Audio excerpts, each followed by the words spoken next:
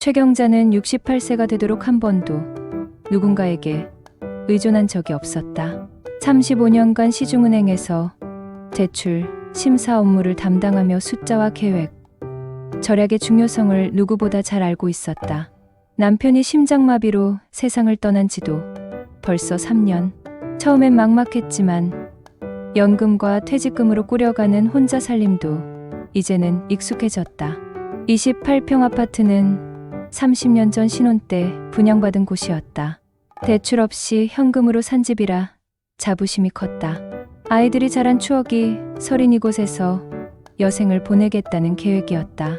그런데 지난주부터 이상한 소리가 들리기 시작했다. 밤마다 천장에서 뚝뚝 떨어지는 소리. 처음엔 위층 사람이 뭔가 흘린 건가 싶어 대수롭지 않게 여겼다. 하지만 며칠 뒤 안방 천장에 누런 얼룩이 번지는 것을 발견했을 때 경자는 당황했다. 아, 이거 완전히 샜네. 관리사무소에 신고했지만 20년 된 건물이라 지붕 전체를 점검해야 한다는 답변뿐이었다. 위층은 공실이라 당장 원인 파악도 어렵다고 했다. 수리비는 개인 부담이며 대략적인 견적만 해도 200만 원은 넘을 것 같다는 말에 경자의 마음은 무거워졌다. 혼자 사는 집에서 천장이 새는 것처럼 불안한 일이 또 있을까? 밤에 잠들 때마다 물이 떨어지는 소리가 들렸다. 양동이를 갖다 놓아도 임시방편일 뿐이었다. 비라도 오는 날이면 더욱 심해져. 이제는 거실까지 물이 스며들기 시작했다. 이걸 어떻게 해야 하나. 평생 남에게 손 벌리지 않고 살아온 경자였지만 이번만큼은 혼자 힘으로 해결하기 어려워 보였다.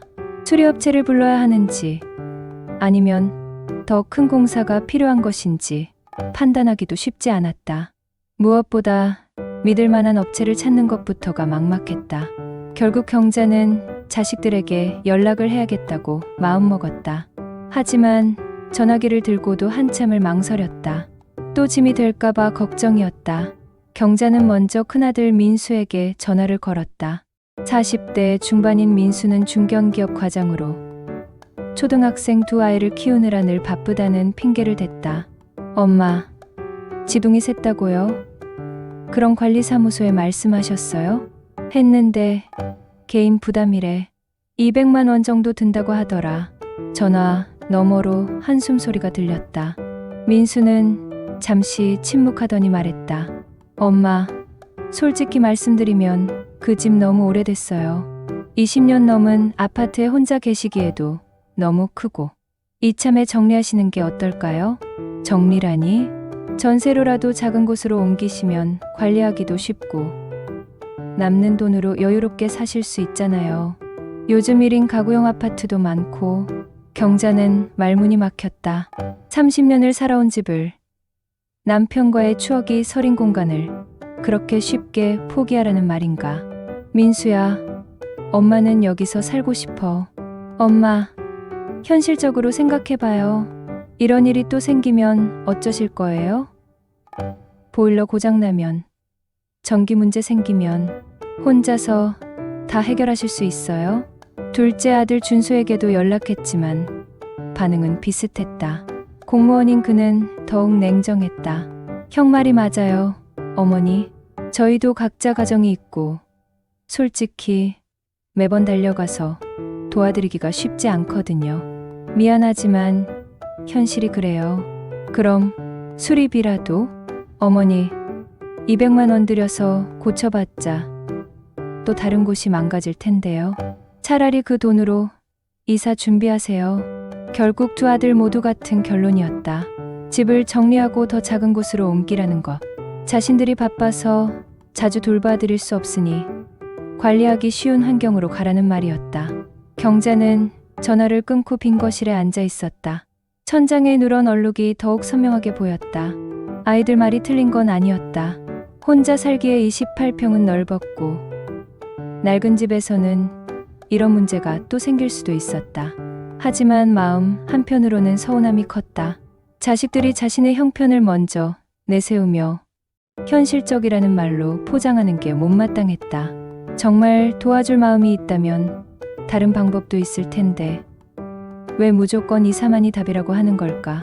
그래, 내가 해결해야지. 경자는 마음을 다잡았다. 평생 남에게 의존하지 않고 살아왔는데 지금 와서 자식들 눈치를 볼 이유는 없었다. 다른 길을 찾아보기로 했다. 며칠 뒤 경자는 동네 카페에서 은행 동기인 영희를 만났다. 같은 해에 퇴직한 영희는 경자의 상황을 들으며 고개를 끄덕였다. 아이고, 경자야. 우리 나이에 그런 일 생기면 정말 막막하지. 근데 요즘 좋은 제도들이 많이 생겼더라고. 무슨 제도? 고령자 지원주택 같은 거. 내 친구가 사회복지사로 일하는데 그 친구한테 들어보니까 꽤 괜찮던데? 영희는 휴대폰을 꺼내며 연락처를 찾았다. 박소영이라고 우리보다 10살 정도 어린 친구인데 복지 쪽 일을 오래 했어. 한번 만나보는 게 어때? 일주일 후 경자는 시청 근처 카페에서 박소영을 만났다. 40대 후반의 소영은 밝은 미소로 경자를 맞았다. 어르신. 요즘 혼자 사시는 어르신들을 위한 주거 지원이 많이 늘어났어요. 특히 어르신 경우처럼 자산은 있지만 관리가 어려운 분들을 위한 고령자 커뮤니티 주택이라는 게 있거든요. 소영이 가져온 자료를 보여주며 설명했다. 여기 보세요. LH에서 운영하는 곳도 있고 민간에서 하는 곳도 있어요. 대부분 50세 이상 1인 가구나 고령 부부를 대상으로 해요. 얼마나 드는데요? 보증금은 지역마다 다르지만 월세는 대체로 20만 원에서 40만 원 사이예요. 관리비 포함해서 50만 원 안팎이면 충분히 생활하실 수 있어요. 경자의 눈이 반짝였다. 현재 관리비와 생활비를 생각하면 오히려 절약이 될 수 있었다. 그런데 혼자 살기에 안전한가요? 그게 가장 큰 장점이에요. 대부분 응급벨 시스템이 있고 주위에 3회 방문 관리사가 와서 안부도 확인하고 필요한 도움도 줘요. 그리고 같은 처지의 이웃들이 있어서 외롭지도 않고요. 소영은 몇 군데 장소를 추천해줬다. 경자가 살던 지역에서 버스로 30분 거리에 있는 신축 커뮤니티 주택이 가장 매력적으로 들렸다. 여기는 작년에 새로 지어진 곳이에요. 1인실 18평 정도이고 1층에는 공동 라운지와 소규모 도서관도 있어요. 주민들끼리 모임도 자주 한다고 하더라고요. 견학할 수 있나요? 물론이죠. 제가 담당자에게 연락해서 시간 잡아드릴게요. 집으로 돌아가는 길에 경자의 마음은 복잡했다. 30년 살던 집을 떠난다는 게 쉽지 않았지만 동시에 새로운 가능성에 대한 설렘도 있었다. 무엇보다 자식들에게 의존하지 않고 스스로 해결책을 찾았다는 뿌듯함이 컸다. 혼자서도 할 수 있어. 천장에 누런 얼룩을 보며 경자는 처음으로 미소를 지었다. 이제 선택은 그녀의 몫이었다. 커뮤니티 주택 견학 다음 날 경자는 결심을 굳혔다. 18평의 깔끔한 원룸형 구조와 같은 처지의 이웃들, 그리고 무엇보다 혼자서도 안전하게 살 수 있는 시스템이 마음에 들었다. 하지만 아들들에게 알리기 전에 현실적인 계산부터 해봤다. 현재 살고 있는 28평 아파트의 시세는 약 4억 원. 전세로 놓으면 3억 원 정도는 받을 수 있을 것 같았다. 커뮤니티 주택 보증금이 5천만 원. 월세 25만 원이니 충분히 감당할 수 있는 수준이었다. 전세금으로 월세 내고도 2억 5천만 원은 남는구나. 이 돈이면 의료비 걱정도 없고 여행도 가고 무엇보다 자식들에게 손 벌리지 않고도 여유롭게 살 수 있었다. 경자는 먼저 민수에게 전화했다. 엄마, 커뮤니티 주택이요? 그게 뭔가요? 고령자들을 위한 임대주택이야. 관리도 해주고 응급 상황에도 대응해주고. 아, 그런 게 있어요? 좋네요. 그럼 우리 집은 어떻게 하실 거예요? 전세로 놓을까 해. 전화 너머로 당황하는 기색이 역력했다. 민수는 잠시 침묵하더니 말했다. 엄마, 잠깐만요. 그런 큰 결정을 혼자 하시면 안 되죠. 준수영이랑도 상의해야 하고. 왜? 내 집인데 내가 결정하면 안 되나? 그게 아니라 만약에 문제가 생기면 어떻게 해요? 그리고 전세금 관리는 누가 할 건데요? 준수의 반응은 더욱 격했다. 어머니, 무슨 소리예요? 갑자기 낯선 곳으로 가신다고요? 그런 곳이 안전하다고 누가 보장해줘요? 담당자가 자세히 설명해줬어. 방문 관리도 있고. 어머니, 그런 말만 듣고 믿으면 어떡해요? 사기당하는 거 아니에요? 사기가 아니야. 정부에서 지원하는 거라고. 통화는 점점 격해졌다. 아들들은 어머니가 충동적으로 결정한다며 반대했고, 경자는 자신의 판단을 무시하는 게 속상했다. 결국 경자가 먼저 말을 끊었다. 알았어. 너희들은 걱정만 하고 해결책은 하나도 제시 안 하잖아. 이미 결정했으니까 준비할게.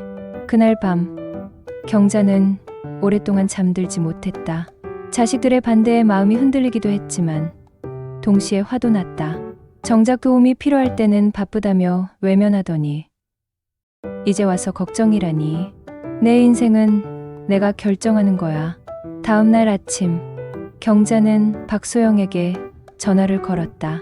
계약 진행하고 싶어요. 언제 할 수 있나요? 어르신, 정말 결심하셨어요? 네. 자식들은 반대하지만 제 인생이잖아요. 2주 후 경자는 계약서에 도장을 찍었다. 전세 계약도 부동산을 통해 진행했다. 아들들은 마지막까지 만류했지만 경자의 의지는 변하지 않았다. 엄마가 후회하셔도 저희 탓하지 마세요. 준수의 차가운 말에도 경자는 당당했다. 후회할 일 없어. 내가 선택한 거니까. 입주한 지 한 달이 지나자 경자는 자신의 선택이 옳았다는 확신이 들었다. 18평의 공간은 생각보다 넓고 쾌적했다. 무엇보다 매일 아침 관리사 김미영 씨가 안부를 물어봐 주는 것이 든든했다.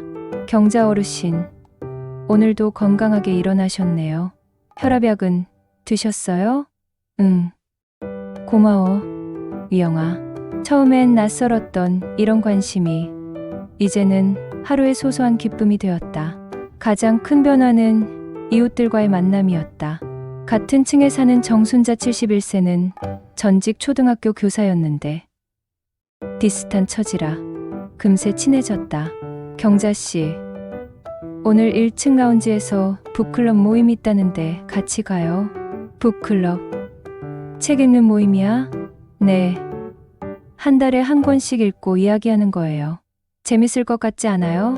경자는 망설였다. 평생 바쁘게 살아와서 책을 천천히 읽어본 적이 언제였나 싶었다. 글쎄, 나 같은 사람이 끼어도 될까? 뭔 소리예요. 은행에서 35년 일하신 분이 못할 게 뭐 있어요. 북클럽 첫 모임에서 경자는 놀랐다. 전직 간호사, 공무원, 교사 등 다양한 경력을 가진 8명의 여성들이 모여서 진지하게 책 이야기를 나누고 있었다. 이달의 책은 82년생 김지영인데 어떠셨어요? 아이고, 읽으면서 우리 며느리 생각이 났어요. 맞아요. 우리 때랑은 정말 달라졌죠. 경자도 용기를 내어 말했다. 저는 주인공이 자기 목소리를 찾아가는 과정이 인상 깊었어요. 나이가 들어도 늦지 않다는 생각이 들더라고요. 모두가 고개를 끄덕이며 경자의 말에 공감했다. 한 달 후에는 요가 수업도 시작했다. 공동 라운지에서 주 2회 열리는 수업이었는데 처음엔 몸이 뻣뻣해서 따라하기 어려웠지만 점차 나아졌다. 경자씨, 많이 유연해지셨네요. 강사인 이은주 씨의 칭찬에 경자는 뿌듯했다. 가장 의미 있는 변화는 자원봉사였다. 순자와 함께 근처 경로당에서 컴퓨터 교육 봉사를 시작한 것이다. 어르신들, 이렇게 마우스를 클릭하시면 돼요. 아이고, 이런 것도 다 알아야 하나? 요즘 병원 예약도 인터넷으로 하는 시대예요. 천천히 배우시면 됩니다. 은행에서 쌓은 경험이 이런 곳에서 도움이 될 줄 누가 알았을까? 경자는 자신이 누군가에게 필요한 사람이라는 느낌에 마음이 충만했다. 어느 날 저녁, 민수에게서 전화가 왔다. 엄마, 요즘 어떻게 지내세요? 잘 지내지. 바빠서 하루가 어떻게 가는지 몰라. 정말요? 뭐 하시길래요? 독클럽도 하고, 요가도 하고, 봉사활동도 해. 엄마가요? 와, 몰랐네요. 아들의 놀란 목소리에 경자는 웃었다. 사람이 죽을 때까지 배우는 거야. 늦었다고 생각할 때가 가장 빠른 때라더라. 전화를 끊고 거실, 창문을 바라본 경자. 노을이 아름답게 물들어가고 있었다. 30년 전 집에서는 볼 수 없었던 풍경이었다. 인생은 아직 끝나지 않았구나. 68세에 시작한 새로운 삶. 그것은 경자가 스스로에게 준 가장 소중한 선물이었다.